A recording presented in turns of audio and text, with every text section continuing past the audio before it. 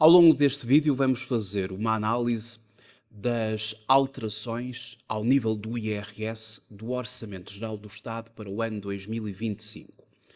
Vamos começar por fazer uma análise global das grandes alterações e depois vamos mais especificamente fazer uma abordagem, nomeadamente no chamado IRS jovem, que é uma das questões do Orçamento Geral do Estado 2025 que mais altera relativamente ao ano de 2024. Começando por uma análise de âmbito geral, para o Orçamento Geral do Estado 2025 e no que diz respeito ao IRS, começamos por referir, e porque também influencia a questão das remunerações, que a retribuição mínima mensal garantida em 2025 passa a ser de 870 euros, quando no ano anterior, em 2024, era de 820. Temos também uma atualização do indexante de apoios sociais, o denominado IAS, que é sempre um valor de referência que se usa, nomeadamente para o cálculo de prestações sociais, como o subsídio de desemprego, entre outras, e é também uma referência que vai surgindo ao longo das normas e, portanto, temos 522 euros e 50 em 2025, quando em 2024 era de 509,26 cêntimos. Uma outra alteração trata dos prémios de produtividade, desempenho, participações nos lucros e gratificações de balanço, que em 2025 passam a ter uma isenção de IRS até ao limite de 6% da retribuição base anual do trabalhador, mas a aplicação desta medida de isenção depende, no ano de 2025, da entidade patronal pagadora das importâncias referidas ter efetuado um aumento salarial elegível para efeitos do artigo 19b do Estatuto dos Benefícios Fiscais. E quanto a esta chamada valorização salarial, para aumentos salariais a partir de 4,7%, também se aplica aqui um benefício fiscal, ou seja, o artigo 19b do Estatuto dos Benefícios Fiscais passa a prever para a valorização salarial uma majoração de 200% para aumentos salariais de 4,7% a partir desta percentagem. Uma outra alteração no que diz respeito ao subsídio de refeição. O subsídio de refeição, quando pago em dinheiro, mantém para efeitos de isenção o mesmo limite de 2024, 6 euros. Ou seja, se uma empresa privada pagar um subsídio de refeição de 5,90 euros, imagine-se, esse valor está isento de IRS e de Segurança Social e se for pago em dinheiro. Se uma empresa em 2025 pagar, imagine, 7 euros de subsídio de refeição em dinheiro, ultrapassa os 6 euros. Até 6 euros goza de isenção para efeitos de IRS e de Segurança Social. 1 euro, porque são 7 que eu referi, acima de 6 euros, o excedente está sujeito ao IRS e à Segurança Social. Trata-se de 6 euros, um valor diário. E era o mesmo valor que já estava a ser contemplado em 2024. A alteração aqui resulta do limite de isenção no âmbito do subsídio de refeição, mas quando é pago em vale ou em cartão, em que o limite de isenção passa para 10,20 euros. Era de 9,60 € em 2024. Portanto, em 2025, uma entidade, uma empresa que pague até 10,20 € em vale ou cartão por dia, esse valor está isento do IRS. Também está isento para efeitos de segurança social. Para efeitos de segurança social e para efeitos de IRS. Se ultrapassar os 10,20 €, o excedente ficará sujeito ao IRS e à segurança social. Portanto, temos aqui a passagem de 10,20 € a partir de 2025, relativamente ao subsídio de refeição quando pago em vale ou cartão. Mantém 6 € para pagamento em dinheiro. A próxima alteração está relacionada com o IRS jovem, contemplado no artigo 12, 12º-B do Código do IRS. É aqui que nós temos alterações mais significativas e vamos deixar esta matéria para a parte final do vídeo, onde vamos analisar detalhadamente o que altera ao nível do IRS jovem. Temos também a alteração da dedução específica que se aplica aos rendimentos brutos da categoria A, trabalho dependente, e da categoria H, pensões. O rendimento bruto da categoria A e da categoria H tem uma dedução específica que vai, como a própria palavra refere, deduzir ao rendimento bruto para o transformar num rendimento líquido, o qual será objeto do englobamento. Esse valor era de 4.104, mais algumas variações que teria, passa agora para 4.462,15, o que corresponde a 8,54 do indexante dos apoios sociais. Imagine-se que, relativamente aos rendimentos de 2025, que só vão ser declarados em 2026, através da declaração modelo 3, um determinado sujeito declara no seu anexo A para rendimentos da categoria A, trabalho dependente, um rendimento bruto de, imagine-se, 18.000 €. A esse rendimento bruto, a partir de então, a autoridade tributária deduz 4.462,15, transformando o respectivo rendimento em rendimento líquido da categoria A. Esta é uma dedução específica que se aplica assim aos rendimentos do trabalho dependente, assim como aos rendimentos de pensões categoria H. Aumento da dedução específica. Depois temos também as taxas gerais do artigo 68 do Código do IRS, aquelas que são aplicadas pela autoridade tributária para a liquidação do imposto. E os vários escalões são atualizados em 4,62%. Também vamos já a seguir fazer uma abordagem mais detalhada sobre esta atualização. O mínimo de existência, contemplado no artigo 70 do Código do IRS, que anteriormente era de 11.480 €, tem aqui um aumento, passa para 12.180 €. Temos também alterações ao nível das tributações autónomas que se aplicam em encargos e despesas para trabalhadores enquadrados na categoria B, rendimentos empresariais e profissionais.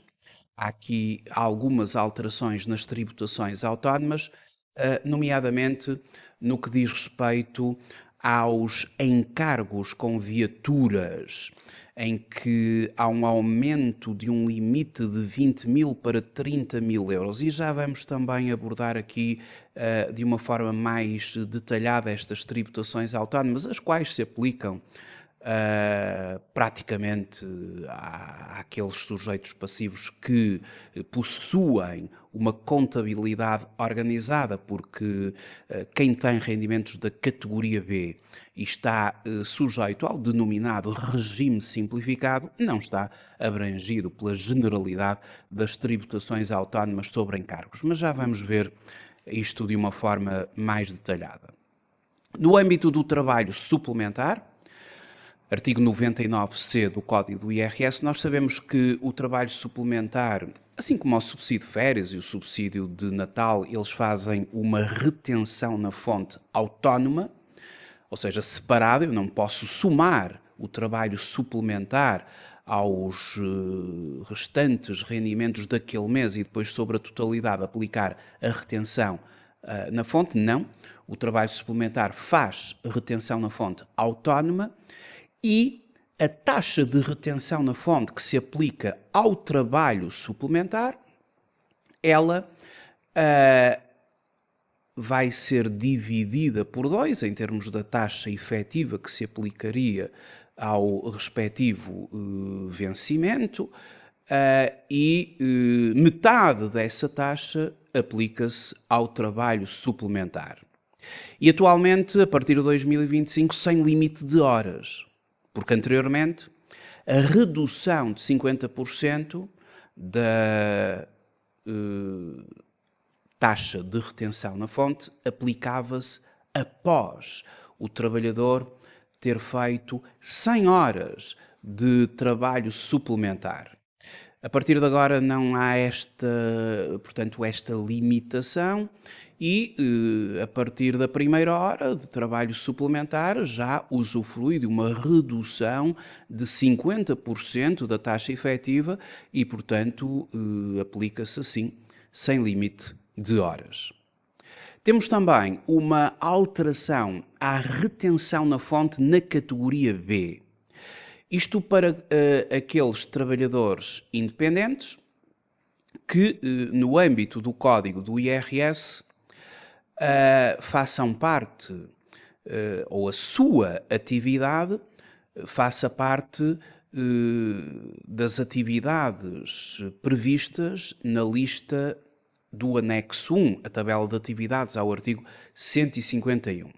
Portanto, nós aqui temos uma série de atividades de prestadores de serviços, arquitetos, engenheiros, por aí fora, economistas, enfermeiros, juristas, médicos, professores, formadores, enfim. Esta tabela, que é uma tabela de prestadores de serviços, quando exercemos uma atividade na categoria B, podemos, eventualmente, estar sujeitos a retenção na fonte. Para tal, é necessário que a entidade à qual estamos a emitir a nossa fatura, recibo, seja uma entidade com uma contabilidade organizada e que tenhamos também ultrapassado o limite que em 2025 está sempre, obviamente, referenciado no artigo 53 do Código do IVA. A partir de 2025 esse limite é de 15 mil euros. E, portanto, quando estejam reunidas os tais requisitos, o sujeito passivo não está dispensado de retenção na fonte. Ele tem de fazer retenção na fonte. Ela anteriormente era de 25% e a partir de 2025 a retenção na fonte desce 2 pontos percentuais, passa para 23%. Tratando-se de rendimentos decorrentes das atividades profissionais especificamente previstas na tabela a que se refere o artigo 151 do Código do IRS, aquela tabela que estive a mostrar. Uma outra alteração tem a ver com os pagamentos por conta da categoria B. Bom, os pagamentos por conta da categoria B, eles são feitos nos termos do artigo 102 do Código do IRS. Portanto, aqui no Código do IRS, o artigo 102 estabelece uma fórmula para calcular os pagamentos por conta. E, de acordo com a redação do artigo 102, nomeadamente o seu número 2, a totalidade dos pagamentos por conta é igual a 76,5% do montante calculado com base na seguinte fórmula: C vezes RLB a dividir por RLT menos R.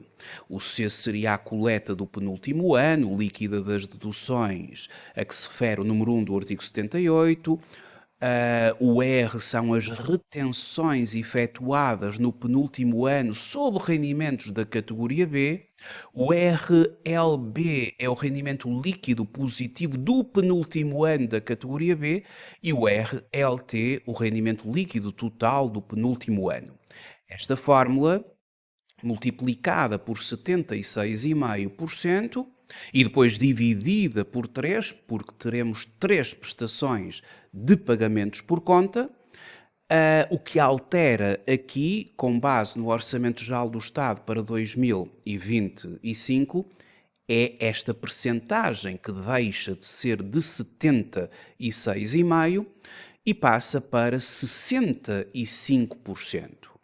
E, portanto, digamos que o valor total e dividido por 3 dos pagamentos por conta será efetivamente menor a partir do Orçamento Geral do Estado de 2025.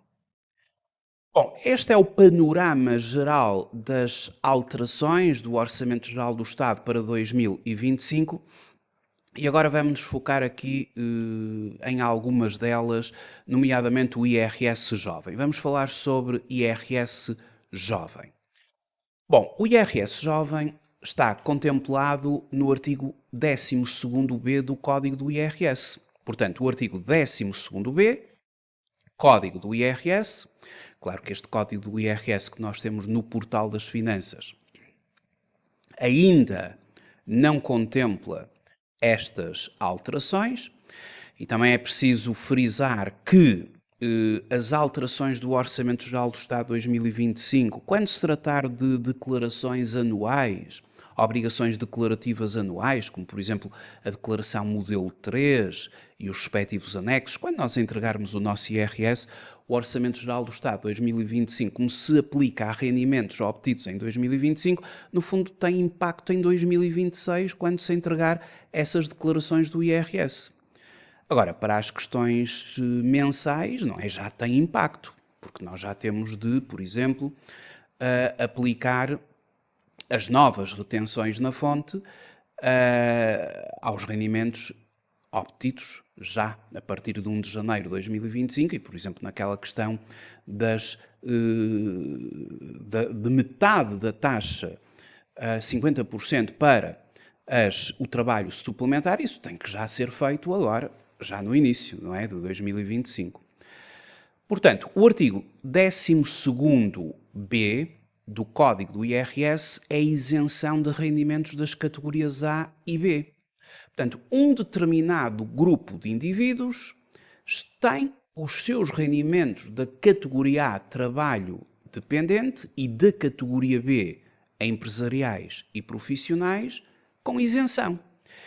E esse grupo de indivíduos são aqueles que a norma estabelece e que, a partir de 2025, há aqui alterações muito significativas, porque a idade elegível para obter a tal isenção para rendimentos do trabalho, quer seja pela via do trabalho dependente categoria A ou pela via do trabalho independente categoria B.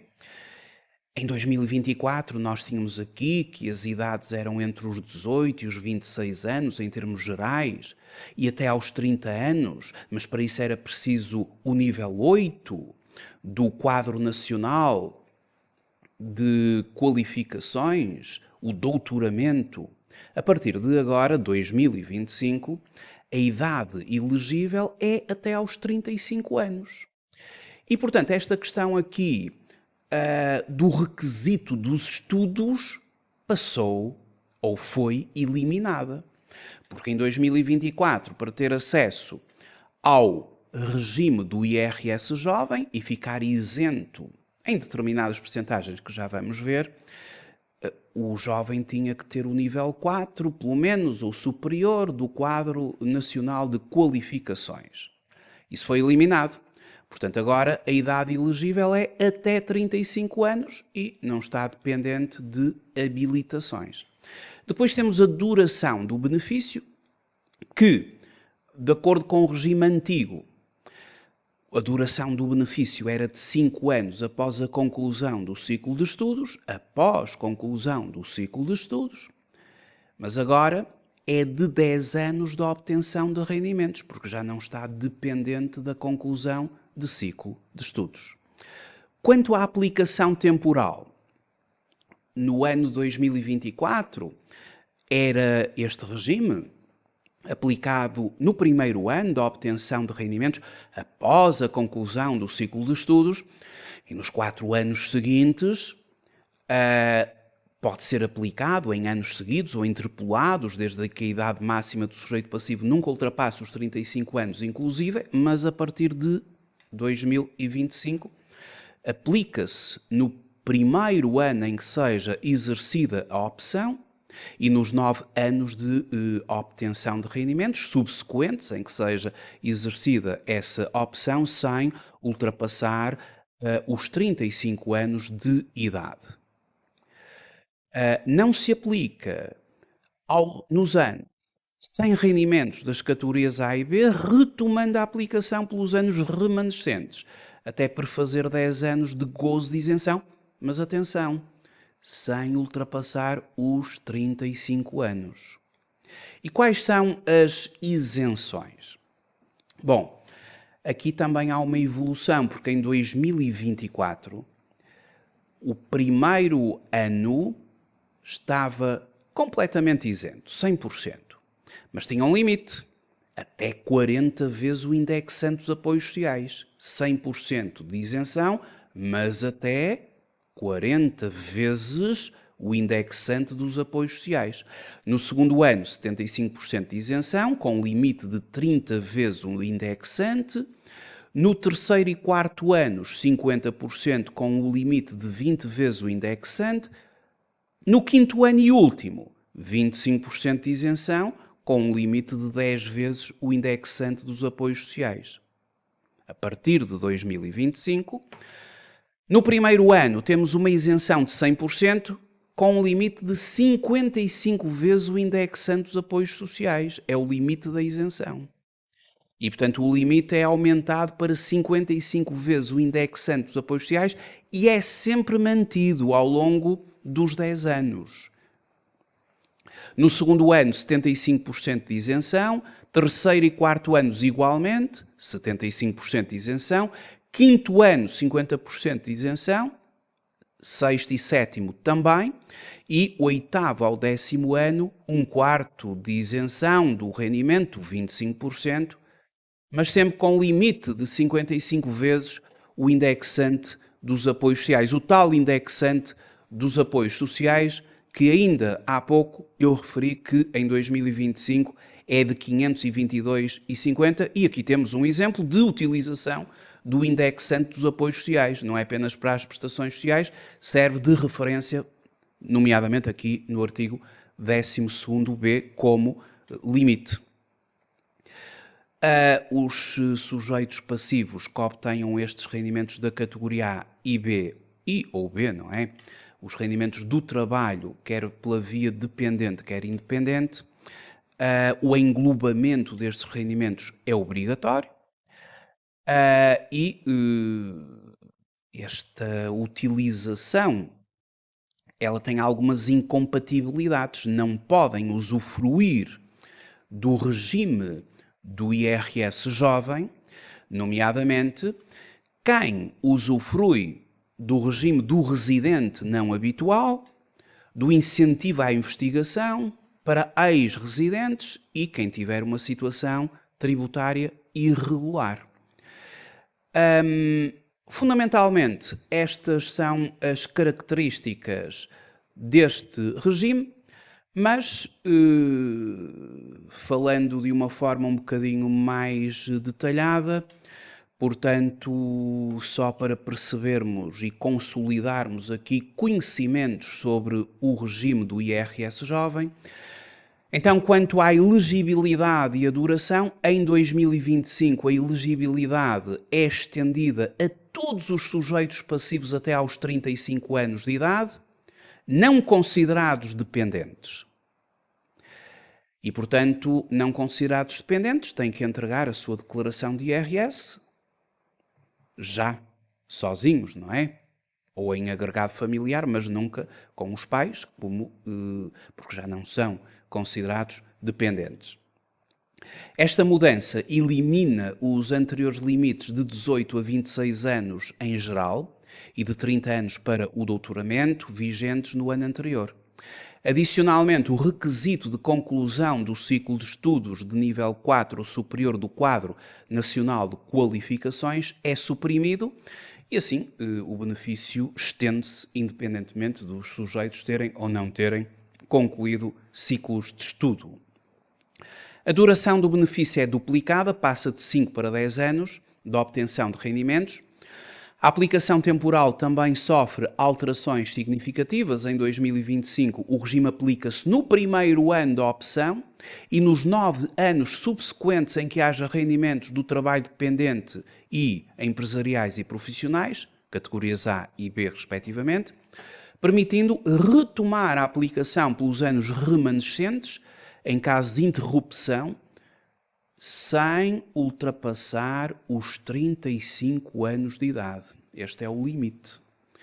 Em contraste, em 2024, a aplicação era limitada aos 5 anos após a conclusão do ciclo de estudos, podendo ser em anos seguidos ou interpolados até aos 35 anos. Quanto às percentagens e limites de isenção, as percentagens e limites de isenção são significativamente alterados, não é? Já vimos. Em 2025 mantém 100% de isenção no primeiro ano, mas estende-se 75% de isenção no segundo ao quarto ano, 50% no quinto ao sétimo e 25% no oitavo ao décimo ano. O limite de isenção é sempre 55 vezes do indexante dos apoios sociais. E como este, em 2025, é de 522,50 €, em 2025 o tal limite é de 28.737,50, o limite de isenção. O limite máximo, não é? Claro que este indexante dos apoios sociais, depois ele vai evoluir nos próximos anos. Em 2025 é este o valor. Em contraste, o regime anterior, de 2024, oferecia percentagens decrescentes ao longo dos 5 anos. 100% no primeiro ano, mas com limite de 40 vezes o indexante, limite de isenção. 75% no segundo ano, com limite de 30 vezes o indexante. 50% no terceiro ano e quartos anos, com limite de 20 vezes o indexante. E 25% no quinto ano, com limite de 10 vezes o indexante dos apoios sociais.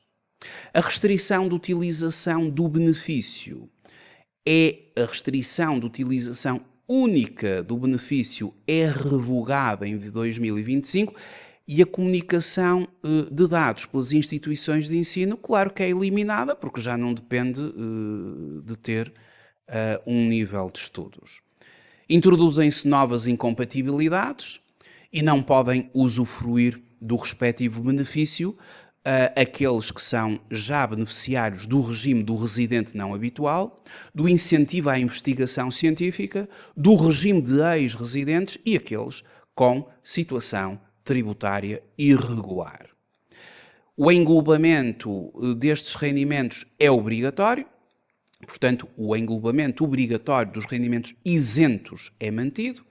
Portanto, isto tem que ser englobado para depois a autoridade tributária aplicar as taxas finais de IRS. No fundo,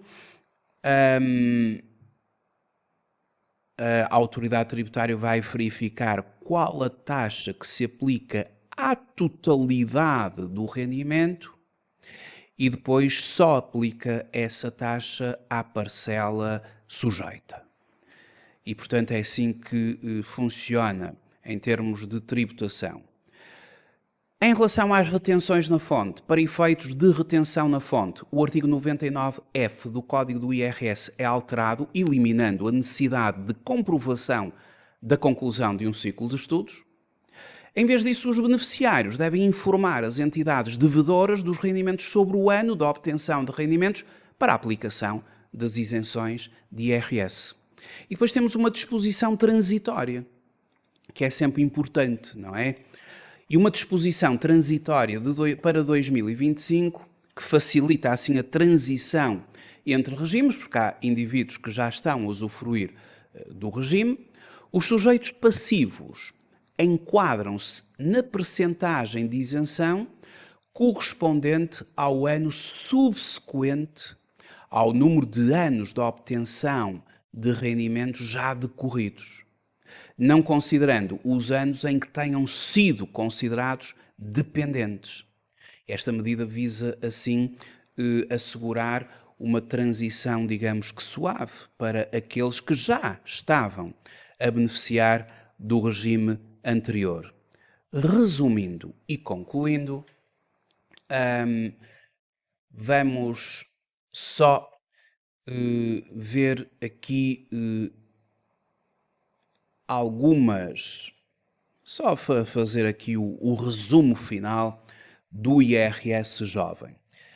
Esta é uma informação que vem do próprio governo, portanto, o que muda com o novo IRS jovem, assim mais agora numa síntese final de tudo. Existem 4 alterações.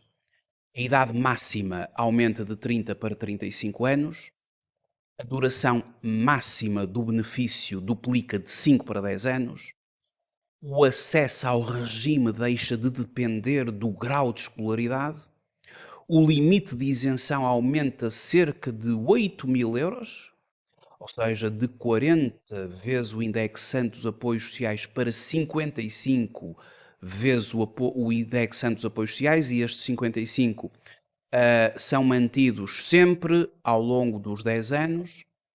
Isto significa que há uma redução do IRS pago sobre os rendimentos do trabalho sujeitos a IRS, quer seja do trabalho dependente, quer seja do trabalho independente. O limite temporal máximo de 10 anos, a partir do primeiro ano em que um jovem entrega o IRS sem ser considerado dependente. São tidos em conta todos os anos em que sejam obtidos rendimentos das categorias A ou B. Não contam os anos em que não são auferidos rendimentos destas categorias.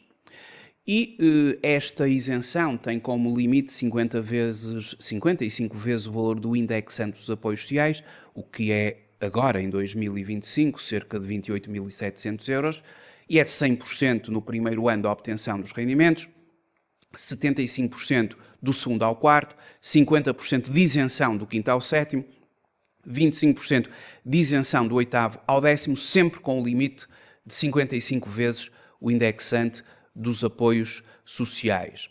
Um jovem que recebe, por exemplo, 1.000 euros por mês poupará cerca de 800 euros de imposto no primeiro ano. E aqui, de acordo com estas estimativas do Governo, ao fim de 10 anos de benefício, a poupança ascenderá a mais de 7.200 euros. Aqui para estes 1.000 euros, obviamente. Corresponde a um aumento de quase 3.000 euros face ao ano anterior do regime de IRS jovem que estava em vigor em 2024. Claro que não podem usufruir do regime, eu já tinha referido, aqueles que beneficiem ou tenham beneficiado do regime do residente não habitual, beneficiem ou tenham beneficiado do incentivo fiscal à investigação científica e inovação, que consta do artigo 58A do Estatuto dos Benefícios Fiscais, e tenham optado pela tributação nos termos do artigo 12º-A do Código do IRS, que é o programa Regressar. E, portanto, esses não podem usufruir aqui do incentivo ou do regime do IRS jovem. E, claro, aqueles que não tenham a sua situação tributária regularizada. O que é necessário fazer para poder beneficiar do IRS jovem? O jovem deve indicar que deseja beneficiar do artigo 12º-B do Código do IRS na sua declaração anual de rendimentos, que é entregue no Portal das Finanças, já sabemos, entre abril e junho do ano seguinte, a que dizem respeito os rendimentos, é a entrega do IRS. O jovem pode pedir que o IRS jovem tenha impacto já a partir de janeiro no seu salário mensal, através de redução da taxa de retenção na fonte, e para isso, ele deve pedir à sua entidade empregadora a aplicação do benefício. É ele que tem que fazer isso para que a taxa de retenção na fonte, o valor da retenção na fonte, seja assim reduzido na respectiva aplicação do IRS jovem. Bom, estas são as alterações ao regime do IRS jovem numa análise comparativa entre 2024 e 2025. Outra alteração são as chamadas tributações autónomas na categoria B. As tributações autónomas na categoria B, conforme eu já tinha referido, elas aplicam-se na sua generalidade a quem possui uma contabilidade organizada. Porque quem está no chamado regime simplificado, a generalidade das tributações autónomas não tem aplicação. Portanto, aqueles que estão abrangidos pelo regime simplificado só fazem ou só se aplica uma tributação autónoma no âmbito das despesas não documentadas, que são tributadas à taxa de 50%, artigo 73, número 1, e nas despesas correspondentes a importâncias pagas ou devidas a pessoas singulares ou coletivas residentes em territórios com regime fiscal claramente mais favorável, tributados à taxa de 35%, com base no número 6 do artigo 73 do Código do IRS. Portanto, havendo tributação autónoma para quem está enquadrado em regime simplificado, é apenas sobre estes dois itens.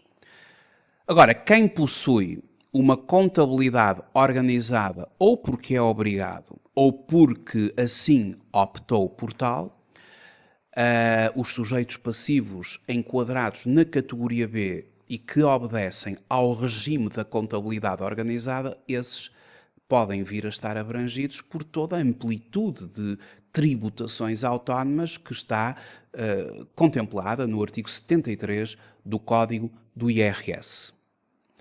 Nomeadamente sobre despesas não documentadas, 50%, despesas de representação, 10%, pagamentos efetuados a qualquer título a pessoas singulares coletivas residentes em território com regime fiscal mais favorável, 35%, as ajudas de custo e a compensação pela deslocação em viatura própria do trabalhador ao serviço de entidade patronal, que não sejam faturados a clientes, exceto na parte em que haja lugar a tributação em sede de IRS na esfera do respectivo beneficiário, estas despesas são tributadas em 5%. E aqui não há qualquer alteração de 2024 para 2025. A alteração ocorre ao nível das tributações autónomas que se aplicam aos encargos com as viaturas, com os veículos. E não propriamente nas taxas de tributação autónoma, porque essas mantêm-se, mas sim no limite em termos de custo de aquisição das viaturas. Porque em 2024, quem tem a viatura ligeira de passageiros ou mista, os encargos relacionados com essa viatura, quando o custo de aquisição da viatura é inferior a 20 mil euros, esses encargos estão sujeitos a 10%. Se o custo de aquisição for superior a 20 mil euros, 20%. Se estivermos a falar de viaturas ligeiras de passageiros ou mistas híbridas plug-in, custo de aquisição inferior a 20 mil euros, paga 5%, todas as despesas, todos os encargos relacionados com essa viatura, e o custo de aquisição acima de 20 mil euros, ou igual a 20 mil euros, 10%. Viaturas ligeiras ou mistas movidas a GPL ou gás natural veicular com custo de aquisição inferior a 20 mil euros, os encargos relacionados com estas viaturas 7,5% de tributação autónoma, e se o custo de aquisição ultrapassar ou igualar ou ultrapassar os 20 mil euros, 15%. Isto é o que está em 2024 e que se vai aplicar quando se entregar a declaração em 2025, de 1 de abril a 30 de junho, entrega-se o IRS de 2025, com base nos rendimentos auferidos em 2024. Mas, para os rendimentos de 2025, cujas declarações serão entregues de 1 de abril a 30 de junho de 2026, a alteração passa pelo custo de aquisição das viaturas, que é aumentado em 10 mil euros. E a partir dessa altura, portanto, estas despesas que estamos a ter agora com as viaturas em 2025, elas vão ser tributadas autonomamente, mas apenas para quem tem contabilidade organizada na categoria B, conforme eu já referi. E o custo de aquisição passa para 30 mil euros. O linear, não é? E, portanto, temos as viaturas ligeiras de passageiros ou mistas, as híbridas plug-in, as de GPL e gás natural veicular. As taxas são distintas, são exatamente as mesmas de 2024. São distintas em função da tipologia de viatura, da fonte energética da viatura. Mas a questão é que aumenta o limite. Se eu tiver uma viatura ligeira de passageiros ou mista, agora em 2025, com custo de aquisição inferior a 30 mil euros, era de 20 mil, passa para 30, pago 10%. Se o custo de aquisição for superior ou igual a 30 mil, todos os encargos relacionados com essa mesma viatura, seguro, combustível, aparcamentos, despesas de manutenção, conservação, despesas do mecânico, enfim, todos os encargos relacionados com a viatura, as revisões, todos os encargos relacionados com a viatura, essas despesas pagam a 20% se a viatura tiver um valor de aquisição superior ou igual a 30 mil euros, e depois as outras tipologias, em função da fonte energética, o limiar passa de 20 mil para 30 mil em 2025. Isto é uma matéria do artigo 73 do Código do IRS, e, portanto, as tais taxas de tributação autónoma que se aplicam aos rendimentos da categoria B, e que se aplicam fundamentalmente a quem possui uma contabilidade organizada. Porque assim dita o número 8, que se excluem do disposto nos números 2, 7, 10 e 11, os sujeitos passivos a quem seja aplicado o regime simplificado de determinação do lucro tributável, previsto nos artigos 28 e 31, portanto estão excluídos da generalidade destas tributações. Eu disse no início, só se lhes aplica ao regime simplificado despesas não documentadas e aquelas despesas correspondentes a importâncias pagas ou devidas a pessoas singulares ou coletivas em territórios com regime fiscal claramente mais favorável. Portanto, isto é uma matéria que interessa fundamentalmente a quem possui contabilidade organizada. Para terminar, vou falar sobre a tabela geral do artigo 68, porque uma coisa são as retenções na fonte, não é? Efetivamente, também as taxas de retenção na fonte, que se aplicam às categorias A e H, foram já atualizadas e já temos as novas tabelas a aplicar a partir de 1 de janeiro de 2025. Temos as novas tabelas de retenção na fonte a aplicar a rendimentos do trabalho dependente e também a rendimentos de pensões. Estas várias tabelas aplicam-se aos rendimentos da categoria A e da categoria H. Mas uma coisa são retenções na fonte. E retenções na fonte são uma antecipação do imposto. E esse mesmo imposto final, ele é calculado pela autoridade tributária no fim, quando nós entregamos o nosso modelo 3 e o nosso anexo em função da nossa categoria de rendimentos. Aqueles rendimentos que são englobados e que prefazem o denominado rendimento coletável vão ser objeto das taxas gerais, as finais. E, portanto, essas taxas finais, que nada têm a ver com as retenções na fonte, são as que estão previstas no artigo 68 do Código do IRS. E estas taxas do artigo 68 do Código do IRS, as taxas gerais que são aplicadas pela autoridade tributária no momento da liquidação do imposto, os limites do rendimento, portanto, os escalões do rendimento coletável vão ser ou foram atualizados em 4,62%. As taxas mantêm-se. Os limites são atualizados. Os escalões, melhor dizendo, são atualizados. Portanto, o que acontece é o seguinte. Temos aqui no manual a tal tabela geral de taxas do artigo 68 do Código do IRS, que são aplicadas pela autoridade tributária no momento da liquidação do imposto e em 2024 temos a aplicação desta tabela que estamos agora a ver.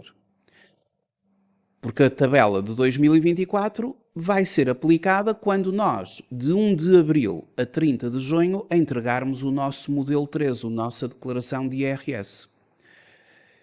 E, portanto, é esta a tabela. Se eu, por exemplo, tiver um rendimento coletável de, imagine-se, 17 mil euros, eu vou ser enquadrado no escalão 16.472 até 21.321 e a minha taxa de IRS é de 25%, que se aplica ao meu rendimento coletável e vai subtrair 1.403 euros, que é a chamada parcela a abater. Estou aqui a considerar um exemplo de alguém que entrega a sua declaração separado. Porque a entrega conjunta envolve a aplicação do quociente familiar. Em termos de atualização, as taxas mantêm-se todas iguais.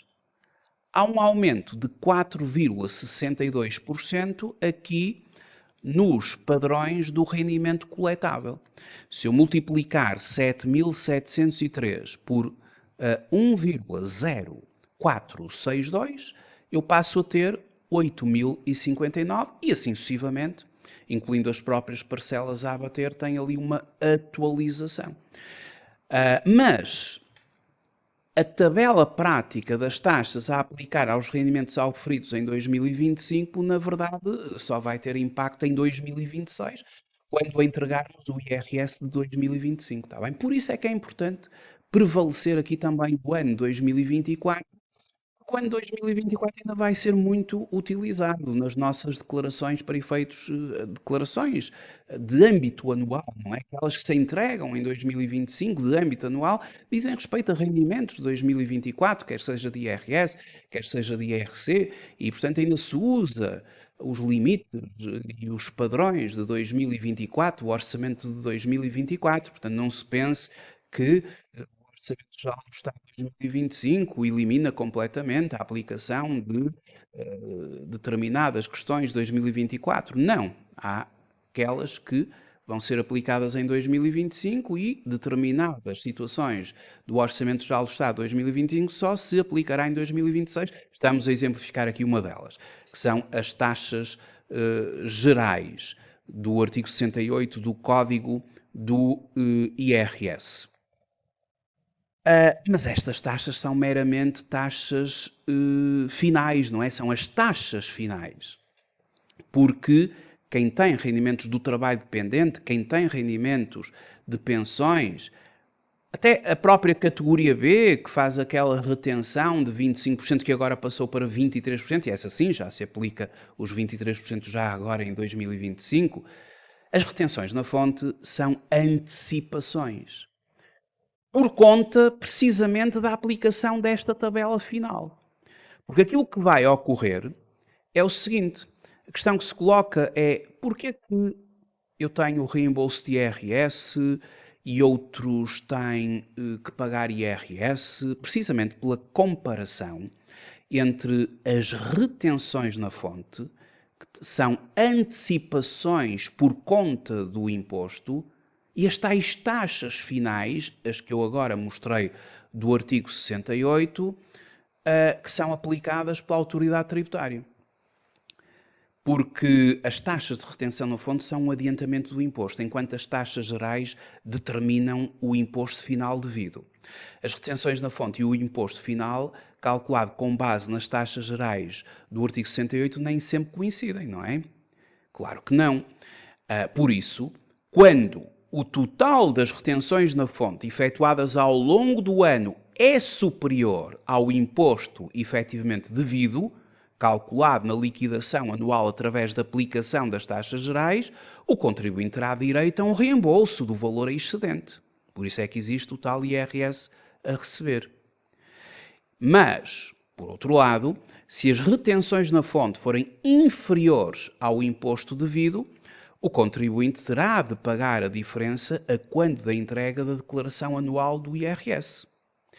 E esta mecânica de ajuste final assegura que cada contribuinte pague exatamente o imposto correspondente ao seu rendimento anual global, corrigindo eventuais discrepâncias entre as estimativas mensais e a realidade fiscal do ano completo. Por isso, quando nós temos situações em que as taxas de retenção na fonte diminuem, isso não significa propriamente que o IRS final vai diminuir, porque aquilo que vai contar são as tais taxas finais. E essas sim representam o valor que eu tenho a pagar ao Estado. Claro que as retenções da fonte depois vão ser deduzidas, podendo eu ainda ter algum valor a receber ou pagar algo, conforme acabamos agora de ver. Estas são as principais alterações do Orçamento Geral do Estado para 2025, Orçamento 2025. Muito obrigado por ter visualizado este vídeo. Até uma próxima oportunidade. Até breve.